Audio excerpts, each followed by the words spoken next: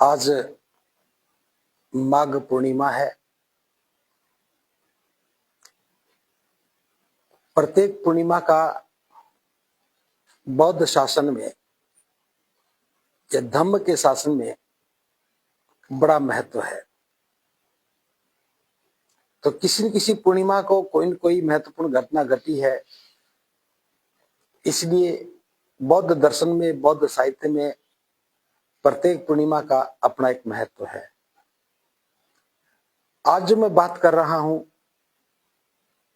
ये बौद्ध धम्म से बाहर निकल करके संत शिरोमणि गुरु रविदास जी के जन्म से संबंधित है। आप सब लोग जानते हैं, गुरु रविदास जी का जन्म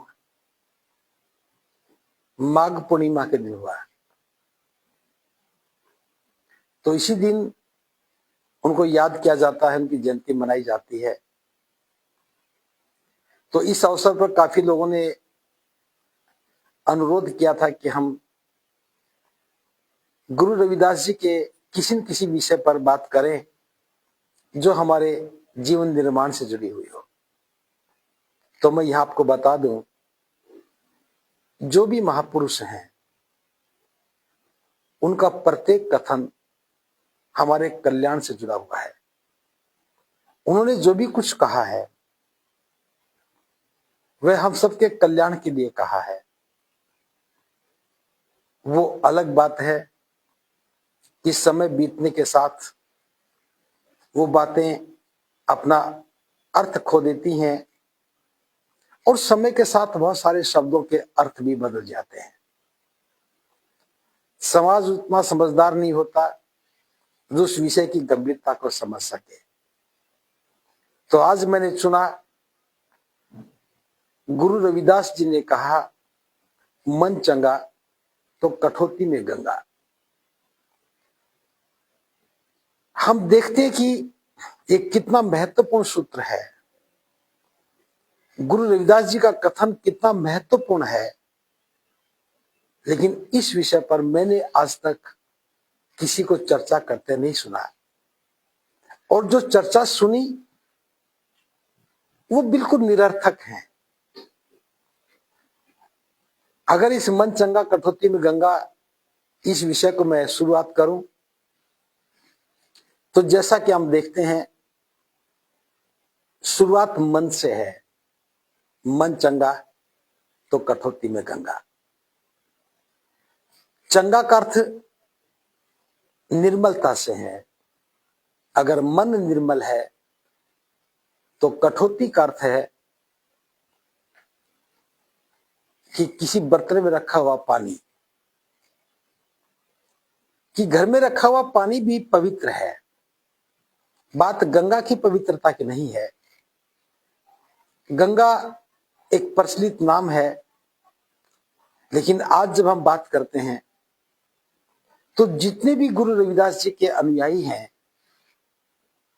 वे मन चंगा को छोड़ चुके हैं और बात गंगा की करते हैं। गंगा ने सोने का कंगन दिया, गंगा उल्टी बह गई, बहुत तरह की बातें हैं। जबकि सूत्र बताता है कि गुरु रविदास ने मन की बात कही है और हम गंगा की बात कर रहे हैं। तो इन 600 वर्षों के अंदर इतना अंतर आ गया कि जो रविदास जी ने कहा हम उसको छोड़ चुके हैं और जो नहीं कहा उसको पकड़ कर बैठ गए हैं। जब रविदास जी ने मन पर बात कही है तो मैं तुलनात्मक बात कर रहा हूं कि मन चंगा होना चाहिए, मन निर्मल होना चाहिए। मन की निर्मलता का जीवन के लिए महत्वपूर्ण काम है। अगर मन निर्मल है तो गंगा भी निर्मल है, घर में रखा पानी भी निर्मल है। और महाकारुणिक बुद्ध की अगर मैं बात करूं तो उन्होंने भी बात मन की ही कही है। एक सूत्र है,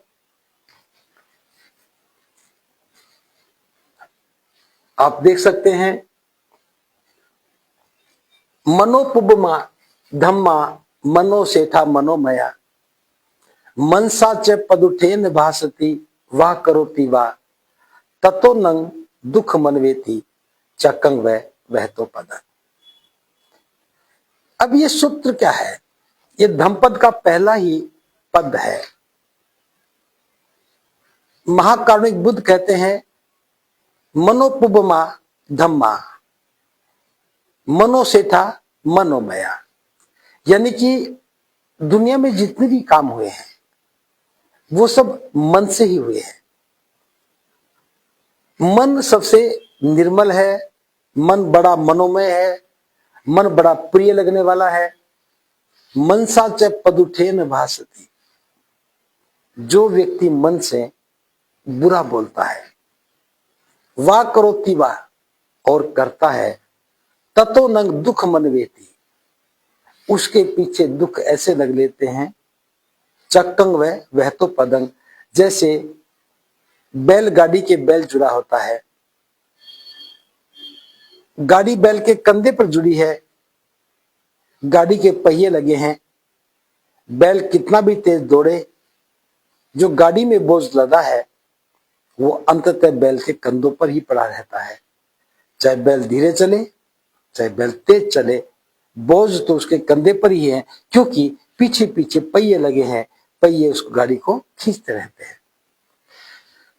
तो तथागत ने मन से शुरुआत की कि मन ही सभी प्रवृत्तियों का मूल है। हम मन में जैसा सोचते हैं वैसा बोलते हैं, जैसा बोलते हैं वैसा करते हैं, और जैसा करते हैं उसी का परिणाम मिलता है। बुरा सोचेंगे तो बुरा बोलेंगे, बुरा बोलेंगे वाह करोति वाह तो बुरा ही करेंगे, और बुरा करेंगे तो दुख ही पीछे लगेगा, जैसे बैल के पीछे चलने वाले गाड़ी के पहिए। अब इसी का दूसरा पद भी है, ताकि मैं इसलिए बता रहा हूं गुरु रविदास जी के विचार को समझना थोड़ा आसान हो जाए। मनोपुबमा धम्मा मनो सेठा मनोमया मनसा च पश्चेन भासति वाह करोति वाह ततो न सुख मनवेति छाया व अन्न पायनी। ऊपर वही अर्थ है, दूसरी लाइन में है मनसा च पश्चेन भासति, यानी कि जो मन से अच्छा सोचता है, पश्चेन भासति बोलता है, वाह करोति वाह और अच्छा करता है, ततो न सुख मनवेति, उसके पीछे सुख ऐसे लग लेता है जैसे छाया व अन्न पायनी, हमारी परछाई कभी हमारा साथ नहीं छोड़ती है, ऐसे ही सुख भी हमारा साथ नहीं छोड़ते हैं। अब मैं यहां से शुरुआत करके अब मैं आता हूं गुरु रविदास जी के कथन पर। गुरु रविदास जी का कथन क्या है? मन चंगा तो कठौती में गंगा। अब हम मन की बात करें तो मन की बात कैसे होगी, हम इसको थोड़ा समझते हुए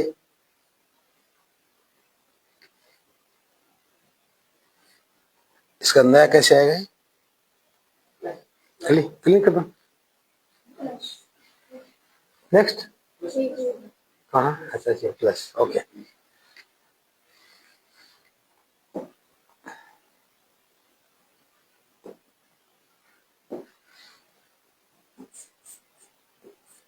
मन चंगा तो कठौती में गंगा।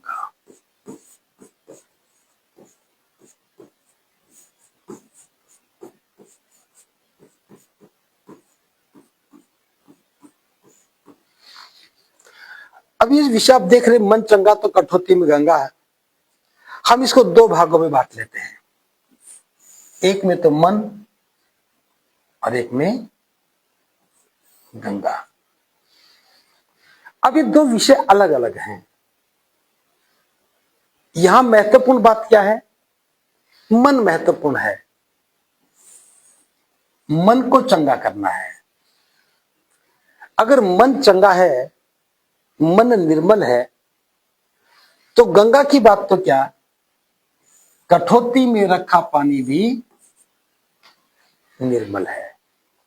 अब इतनी सी बात समझनी थी, लेकिन हमने बातों का बतंगड़ बना दिया। क्या? जैसे मन को तो छोड़ दिया, और गंगा को पकड़ लिया। कितनी कहानियां खड़ी कर दी। मैं उन कहानियों का जिक्र नहीं कर रहा हूं, थोड़ा सा संदर्भ लेके बात कर रहा हूं। जब गुरु रविदास ने कहा कि मन चंगा तो कठौती में गंगा, तो ये कैसे संभव है कि कुछ लोग गंगा स्नान को जा रहे हों और रविदास जी उनको कहें कि मेरी भी चवन्नी ले जाओ और गंगा मैया को देना, और वो भी जब देना जब गंगा मैया खुद हाथ से लेने के लिए आ जाए। और उन्होंने ऐसा ही किया, चलते हुए याद आया तो निकाल के चवन्नी फेंकी, तो गंगा मैया ने निकल के हाथ में लपक लिया और कहा कि मेरे प्रिय शिष्य के लिए ये उपहार ले जाओ। फिर डुबकी लगाई, सोने का कंगन ले आई। मैं बात गंगा की नहीं कर रहा हूं, मैं बात उस कल्पना की कर रहा हूं। अरे गंगा को कुछ देना था तो वो तो देती जो रविदास जी के काम आता। क्या रविदास जी सोने के कंगन पहनते थे? उपहार भी दिया तो बिना काम का दिया, और जो बात बिना काम की थी हम पकड़ के बैठ गए। गंगा मैया ने रविदास जी को कंगन दिया। अब कंगन किसी के काम के नहीं। कंगन जो चवन्नी लेके गए थे वही चुरा ले गए। उन्होंने राजा को दे दिया, राजा ने रानी को दे दिया। अब कंगन तो एक ही था, रानी ने कहा दूसरा भी चाहिए। अब दूसरा भी चाहिए तो पोल पट्टी खुली, पोल पट्टी खुली तो समस्या आ गई। अब बात क्या हुई? विषय था कि रविदास जी ने अगर दिया तो गंगा मैया को इतनी समझ तो होनी चाहिए थी कि वो काम की चीज देती जो रविदास जी के काम आ जाती। खैर मैं इस पचड़े में नहीं पड़ रहा हूं, इस कहानी से मेरा कोई सरोकार नहीं है, लेकिन मैं समाज की बात कर रहा हूं, उन बुद्धिजीवियों की बात कर रहा हूं जो रविदास जी की महिमा गाते हुए, उनकी स्तुति गान करते समय मन को छोड़ करके गंगा गंगा की बात करते हैं। और सबसे बड़ा जो अपराध हुआ है हमसे वो यही हुआ कि हमने मेन सूत्र में मुख्य बात को बुला दिया। विषय है मन चंगा, तो मन चंगा है तो मन कहां गया हमारा? मन का क्या अर्थ है? अगर हम जीवन निर्माण को लेकर बात करें, क्योंकि रविदास जी का जो कथन है वो हमारे जीवन निर्माण से संबंधित है। अगर जीवन निर्माण की बात करें और वो भी श्रेष्ठ जीवन निर्माण की बात करें, तो इसमें मन का क्या योगदान है? जैसा मैंने अभी कहा कि मन सभी प्रवृत्तियों का मूल है। दुनिया में जितने भी काम हुए हैं वो सब मन से हुए हैं। तो रविदास जी कहते हैं मन चंगा होना चाहिए। अब जैसे मैं समझाने के मकसद से बात कर रहा हूं, अगर मन चंगा है, अगर मन की बात करें तो मन सबसे पहले क्या करता है? हम जो भी सोचते हैं वो कहां से सोचते हैं? मन से सोचते हैं। हमारे मन में आया, हमने सोचना शुरू किया। जो भी सोचते हैं वो हमारी वाणी में उतरता है।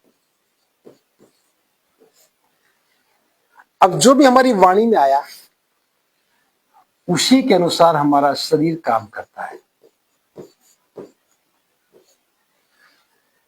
अब देखिए तीनों चीजें, हमारी सोच कहां है? ये मन में है। मन में विचार आया, वो वाणी से बाहर निकला, और वाणी से जो आया उसको व्यवहार में कौन उतारता है? विचार तो वाणी में आया, अब वाणी में जो आया उसको आचरण में कौन उतारता, व्यवहार में कौन उतारता है? वो हमारा शरीर उतारता है।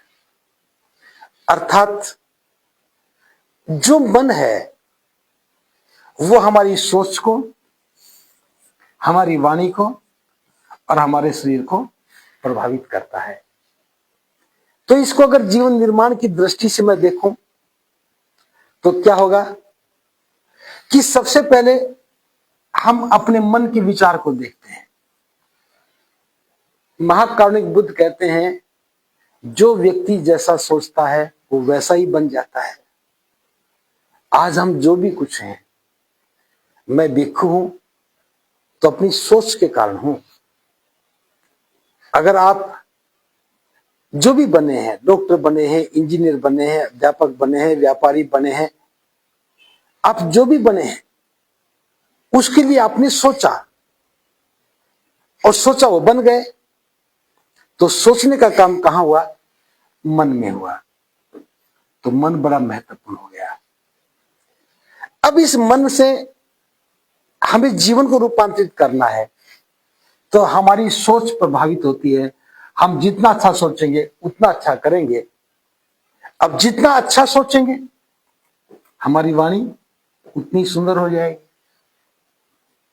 वाणी जितनी सुंदर होगी हमारा शरीर भी उतनी ही सुंदरता के साथ व्यवहार करेगा। अगर मैं दूसरे शब्दों में बात करूं, अगर हमने गलत सोचा तो फिर हमारी सोच गलत होगी, और गलत होगी तो वाणी को प्रभावित करेगी, वाणी भी गलत होगी, और वाणी गलत होगी तो शरीर भी गलत काम करेगा। अर्थात हमारे जीवन का जो निर्माण है उसमें मन का एक बहुत बड़ा योगदान है। हमारे जीवन की सारी गतिविधियां, हमारे जीवन के सभी कार्य, हमारा व्यवहार, हमारा स्वभाव, आचरण, सदाचरण, ये सब हमारी सोच पर निर्भर करते हैं। तो गुरु रविदास यही तो कह रहे हैं कि मन चंगा करो। अब मन और चंगा दो बातें हैं, एक मन है और दूसरा चंगा है। चंगा का मतलब है निर्मल, कुशल। चंगा का मतलब है विकारों से मुक्त। तो हम जब मन को विकारों से मुक्त करने की बात करते हैं तो स्वाभाविक रूप से एक अच्छा मन श्रेष्ठ जीवन के निर्माण में भूमिका निभाता है। और अगर मन में बुरे विचार हैं तो जीवन निर्माण को जो श्रेष्ठ होना चाहिए उसको हटा करके बस ये विकृति को लेके जाता है। तो इस बात को समझने के लिए हम थोड़ा सा और आगे बढ़ते हैं कि इस कथन का जीवन निर्माण से क्या संबंध है। देखिए, मन चंगा, ये हमारा मन है।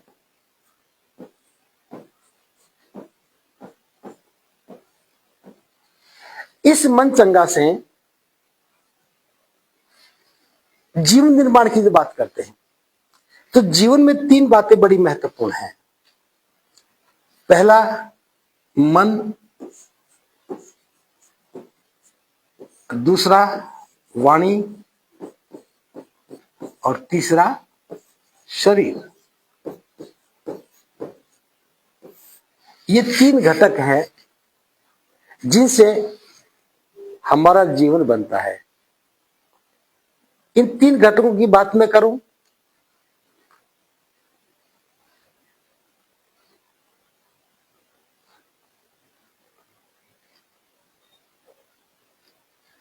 तो देखिए, हमारे मन से हमारी वाणी प्रभावित होती है, वाणी से शरीर, और जीवन निर्माण में तीनों महत्वपूर्ण हैं। जो व्यक्ति बुरा सोचता है, बुरा सोचता है तो वो बुरा ही बोलता है, बुरा ही बोलता है।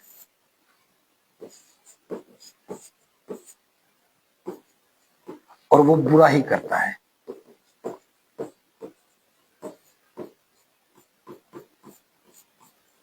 अब देखिए, मन में बुरा सोचा तो बुरा बोला, बुरा बोला तो बुरा किया। इसमें शरीर शामिल हुआ, इसमें वाणी शामिल हुई और यहां मन शामिल हुआ। तो मन चंगा क्या करता है? हमारे पूरे जीवन के क्रियाकलापों को प्रभावित करता है। अब बात मन से शुरू हुई, वाणी, वाणी से शरीर तक आ गई। तो मैं इसमें पहले तीसरे नंबर से शुरू करता हूं, क्योंकि हमारा जीवन श्रेष्ठ होता है, इसमें बाधाएं हैं। क्या बाधा है? मन चंगा की अगर मैं बाधाओं की बात करता हूं तो बाधाएं क्या है? अगर मैं शरीर की बात करूं तो शरीर में भी 3 दोष हैं। इसमें 3 दोष हैं। अगर शरीर की निर्बलता टूटती है तो हम क्या करते हैं? हिंसा करते हैं। जो ही आप शरीर की निर्बलता तोड़ने की बात करेंगे तो हम हिंसा करेंगे, या फिर दुराचार करेंगे, या फिर चोरी करेंगे। अब देखिए, व्यक्ति के मन में जब द्वेष और राग उत्पन्न होता है, हम किसी के प्रति ईर्ष्या करते हैं, हम किसी से नफरत करते हैं, घृणा करते हैं, तो घृणा का भाव हमारी वाणी में आता है और वाणी में कटुता आती है और कटुता के प्रभाव में हम हिंसा करते हैं। यानी कि मन में द्वेष उत्पन्न हुआ तो हमारे शरीर ने हिंसा की, और हिंसा क्या करती है? किसी न किसी को कष्ट पहुंचाती है। किसी को मारना हो, पीटना हो, किसी का अंग भंग हो जाता है, किसी का जीवन भी नष्ट हो जाता है। तो हिंसा शरीर करता है। अगर हमारे मन में वासना उत्पन्न होती है, जैसे तृष्णा उत्पन्न होती है, तो फिर हम दुराचार करने लगते हैं। वासनाएं से दुराचार, यह हमारी शरीर की निर्मलता को नष्ट करती है। और मन में अगर हमें लोभ पैदा हुआ, लोभ पैदा होते ही मन में चोरी का भाव आता है। तो ये तीनों काम में, चाहे हम हिंसा करें, चाहे हम चोरी करें, दुराचार करें, इसमें शरीर शामिल होता है। तो बुरे विचार से हमारे शरीर की निर्मलता प्रभावित होती है, क्योंकि हमने हिंसा की, दुराचार किया और चोरी की। तो ये शरीर की निर्मलता को प्रभावित करता है विचार। अगर मन निर्मल नहीं है तो शरीर ये 3 अपराध करेगा। अगर मैं वाणी की निर्मलता की बात करूं, बुरे विचार से वाणी में भी 4 दोष पैदा होते हैं। ये 4 बाधाएं हैं। सबसे पहले व्यक्ति झूठ बोलने लगता है। वाणी में जब दोष उत्पन्न होता है, लोभ उत्पन्न होता है, मन में लोभ उत्पन्न हुआ तो हम झूठ बोलेंगे। मन में अगर द्वेष उत्पन्न हुआ तो हम कटु बोलेंगे, कटुता की बातें करेंगे। या फिर मन में किसी के प्रति हमारे ईर्ष्या है, नफरत है, प्रतिस्पर्धा है, तो फिर हम यहां किसी की निंदा करेंगे, किसी की चुगली करेंगे। ये चुगली हो गई। या फिर कई बार मन में भाव आता है कि मैं अपने आप को बढ़ा चढ़ा के रखूं, अपने आप को जो नहीं हूं वो दिखाऊं। तो जो अनहुई बातें हैं, बिना हुई बातों को बढ़ा चढ़ा करके बोलते हैं।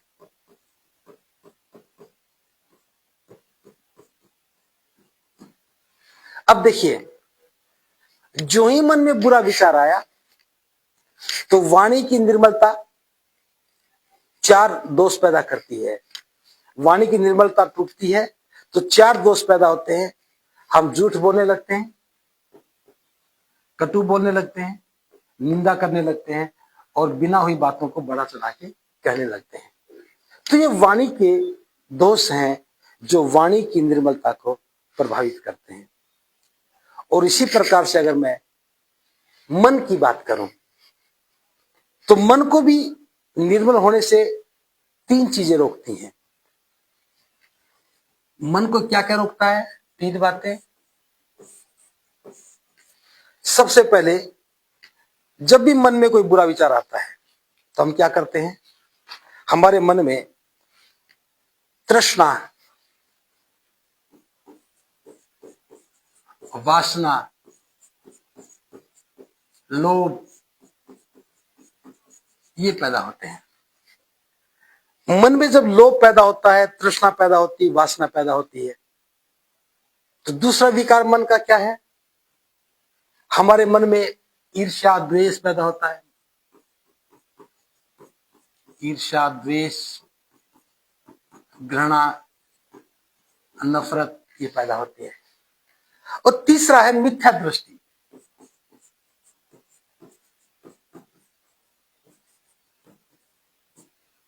मिथ्या दृष्टि पैदा होती है। ये तीन बाधाएं हैं, यानी कि सरल शब्दों में बात करूं, मन की निर्मलता में 10 बाधाएं हैं। मन में ये तीन बाधाएं पैदा होती है, तृष्णा, वासना, ईर्ष्या और मिथ्या दृष्टि।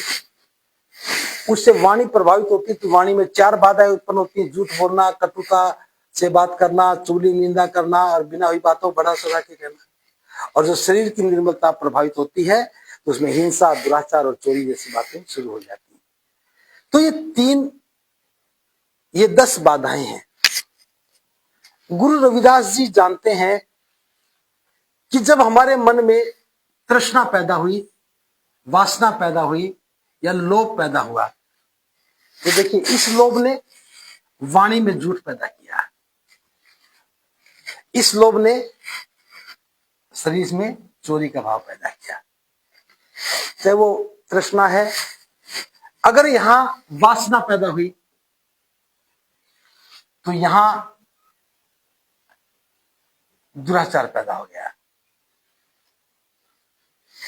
वाणी में भी या तो हम कटुता की बात करेंगे या निंदा की बात करेंगे, ऐसी बातें आ जाती है। जब अगर द्वेष पैदा हुआ तो देखिए यहां कटुता हो गई, यहां निंदा हो गई और यहां हिंसा हो गई। हिंसा द्वेष से ही होती है। लोभ पैदा हुआ था, यहां चोरी हो गई थी। यानी कि मन में चाहे तृष्णा, वासना या लोभ पैदा हो, चाहे ईर्ष्या, द्वेष, घृणा पैदा हो और चाहे मिथ्या दृष्टि पैदा हो, ये हमारी वाणी को इतना प्रभावित करते हैं कि हम झूठ बोलने लगते हैं, किसी को कटु कहने लगते हैं, किसी की चुगली करते हैं, निंदा करते हैं और जो बातें हुई नहीं उनको बढ़ा चढ़ा के पेश करते हैं। और उसका परिणाम आता है कि शरीर हिंसा करने लगता है, दुराचार करता है, चोरी करता है। और सारा समाज इन्हीं 10 बातों में उलझा हुआ है। हमारे सबके मन इन्हीं 10 बातों से विषाक्त हो गए।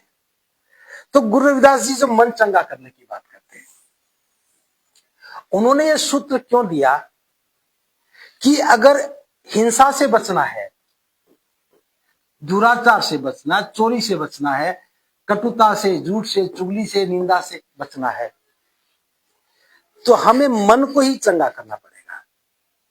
किसी और को दोष देने से बात नहीं बनेगी। जब मन को चंगा करना है तो मन की निर्मलता में ये जो 3 बाधाएं थी, हम इन बाधाओं पर विजय प्राप्त करने का प्रयास करते हैं। जैसे मेरे मन में लोभ पैदा हुआ तो हम ध्यान साधना के माध्यम से जब मन को सम्यक सती की ओर लेके जाते हैं, सम्मा सती, हम सजग हो जाते हैं। उस सजग अवस्था में हमें पता लगता है कि मेरे मन में तृष्णा है, वासना है, लोभ है, ये चित्त के विकार हैं, मन के विकार हैं। हम इन मन के विकारों को जब देखते हैं तो हम उसे नष्ट भी करने लगते हैं। तो ये जब इनको नष्ट करते हैं तो ये बाधा खत्म होती है।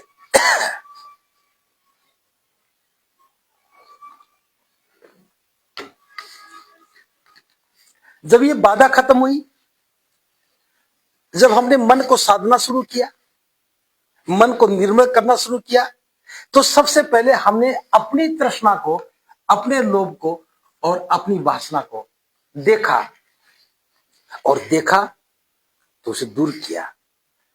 दूर किया तो हमारी वाणी निर्मल हो जाती है। जब हमने अपने द्वेष, ईर्ष्या, राग को देखा और हमने इसे दूर किया, इससे मुक्ति पाई, तो हमारी वाणी और निर्मल होती है। एक बात छूट गई थी, मिथ्या दृष्टि। ये मिथ्या दृष्टि क्या है? मिथ्या दृष्टि है वे धारणाएं जिनका कोई अस्तित्व नहीं है, जिनकी कोई सत्यता प्रमाणिक नहीं है, जिनको हम जानते नहीं, बस मानते रहते हैं। हम जानते नहीं, लेकिन बात ऐसी करें जैसे हम जानते हैं। जैसे आप ईश्वर की बात करते हैं, आत्मा की बात करते हैं, स्वर्ग की करते हैं, नरक की करते हैं, पाप की करते हैं, पुण्य की करते हैं। क्या इनका कोई प्रमाण है? लेकिन सभी लोग मान रहे हैं। अभी माघ पूर्णिमा ही है, प्रयागराज में माघ मेला लगा था, हजारों लाखों लोग जा रहे हैं स्नान करने के लिए। ये मिथ्या दृष्टि है कि माघ पूर्णिमा पर स्नान करने से पाप धुल जाते हैं। किसी नदी में स्नान करने से पाप धुल जाते हैं, ये विचार ही मिथ्या दृष्टि है। तो ऐसे विचार से मुक्ति पाएंगे, तभी तो हम अंधविश्वास को खत्म कर पाएंगे। कितने लोग हैं अंधविश्वास के चक्कर में हिंसा करते हैं। कोई कहता बलि दे दो तुम्हारा कल्याण हो जाएगा, कोई कहता कि किसी की बलि दो, अंग की बलि दो, जीवन की बलि दो, तुम्हारे मनोकामना पूर्ण हो जाएगी। अंततः हिंसा को जन्म दिया। तो मिथ्या दृष्टि हमें भ्रमित करती रहती है। उसी भ्रम में हम वाणी को भी और शरीर को भी की निर्मलता को नष्ट कर देते हैं। तो जब हम मन पर काम करते हैं तो हमारे मन से तृष्णा, वासना, लोभ, ईर्ष्या, द्वेष, घृणा, मिथ्या दृष्टि ये सब खत्म हो जाती है। और जब ये खत्म होती है तो हमारा मन निर्मल होता है। मन क्या होगा? निर्मल। जब मैं निर्मल की बात करता हूं, बिना मैल के, यानी कि उसके कोई बाधा नहीं है, कोई वासना नहीं, कोई तृष्णा नहीं, कोई लोभ नहीं, द्वेष नहीं, ईर्ष्या नहीं, घृणा नहीं और किसी प्रकार की मिथ्या दृष्टि नहीं है। जब हम मन को चंगा करते हैं, अभी अभी बुरा सोचने की बात थी, अब इसको विराम दिया, अब हम अच्छा सोचेंगे, मन निर्मल हो गया। और मन के निर्मल होते ही हमारी वाणी क्या हो गई?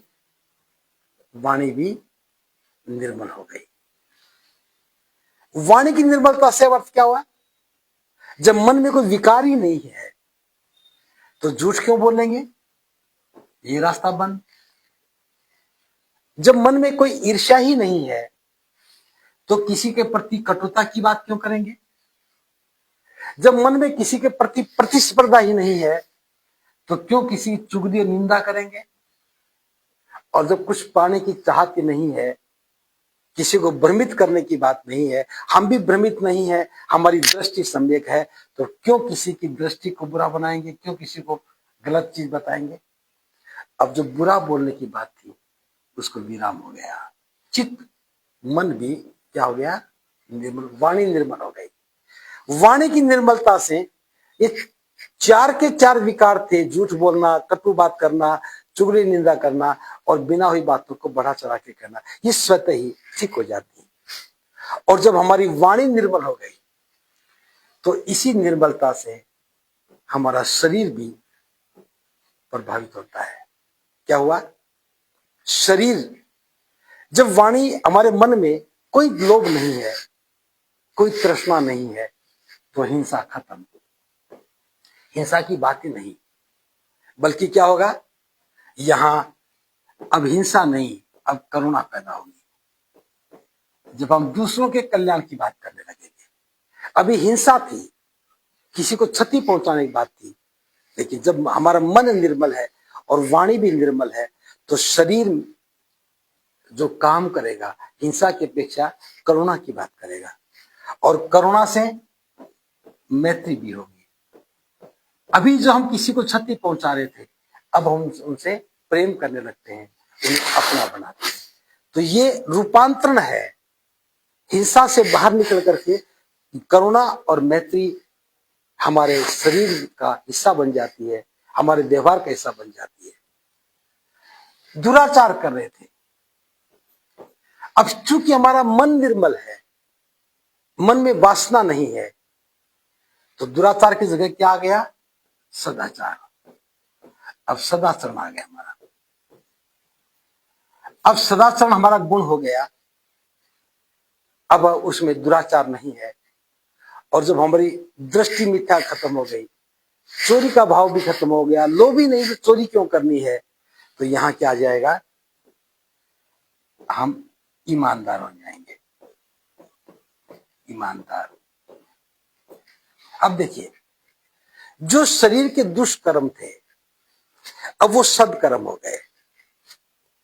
अब ये सदकर्म देखें, करुणा, सदाचरण, ईमानदारी, शरीर की निर्मलता है। ये शरीर की निर्मलता है। जब हमारी वाणी मधुर है तो ये वाणी की निर्मलता हो गई, और ये निर्मलता मन की निर्मलता है। तो गुरु रविदास जी ये तो समझा रहे हैं कि मन को चंगा करो, अपने मन को चंगा करो, मन को निर्मल बनाओ। और ये मन को निर्मल बनाने से ही हमारा जीवन श्रेष्ठ बनता है, जीवन सुंदर बनता है, जीवन के दुख दूर होते हैं और हम सबका कल्याण कर सकते हैं। लेकिन अफसोस की बात तो यह है, इस दो शब्दों के एक सूत्र से जीवन निर्माण का इतना अद्भुत दर्शन था, वो छूट करके हम चंगा से गंगा में चले गए। ये विषय निरर्थक था।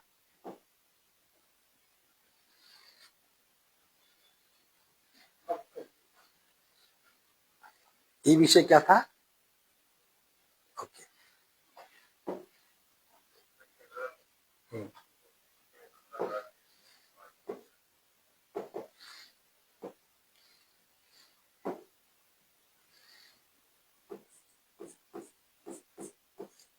हम गंगा में चले गए और गंगा को पकड़ करके बैठ गए।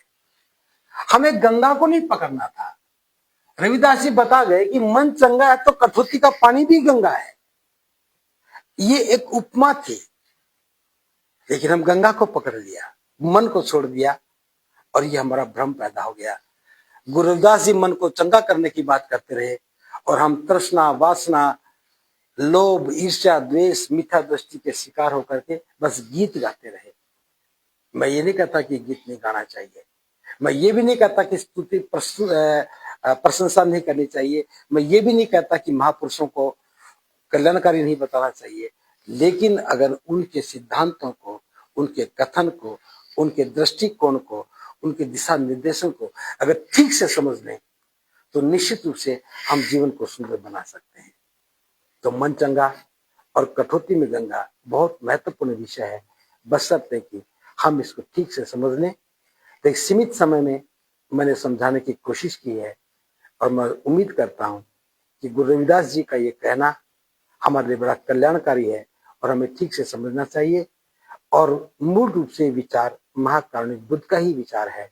तो कहीं न कहीं समाज में विचार प्रचलित रहता है, समय समय पर अच्छे लोग आते हैं और वो उस विचार को जनता तक अपनी भाषा में पहुंचाते हैं। चाहे वो बुद्ध ने कहा हो, चाहे गुरु रविदास ने कहा हो, चाहे कबीर साहब ने कहा हो, गुरु नानक ने कहा हो, कोई भी महापुरुष कुछ भी कहे हमारे कल्याण के लिए है, तो हमें उस पर जरूर सोचना चाहिए, उस विचार पर अमल भी करना चाहिए। इन्हीं शब्दों के साथ आज मुझे अवसर मिला आपसे बात करने का, तो अंत में मैं कहूंगा, गुरु रविदास जी कहते हैं, मन ही पूजा, मन ही धूप, मन ही सेव, सहज स्वरूप। यानी कि मन ही पूजा। पूजा का मतलब यहाँ सम्मान है कि हमें मन का ही सम्मान करना चाहिए।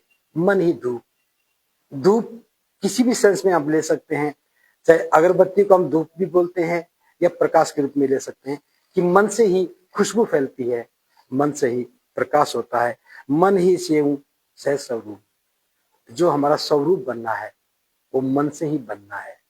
बुद्ध भी यही कहते हैं कि हम जो भी कुछ हैं मन से ही हैं, और गुरु रविदास भी कहते हैं, मन ही सेव, सहज स्वरूप। मन से ही हमारा स्वरूप बनना है। जो सुंदर स्वरूप बनना है वो मन की निर्मलता से बनना है। इसलिए मन चंगा बहुत महत्वपूर्ण है।